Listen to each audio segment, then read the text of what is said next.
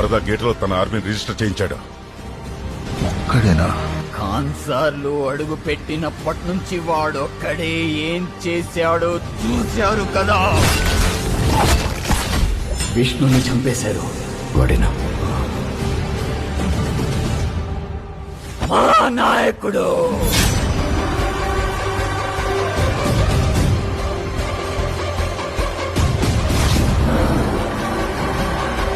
వీడు శౌర్యంగానా?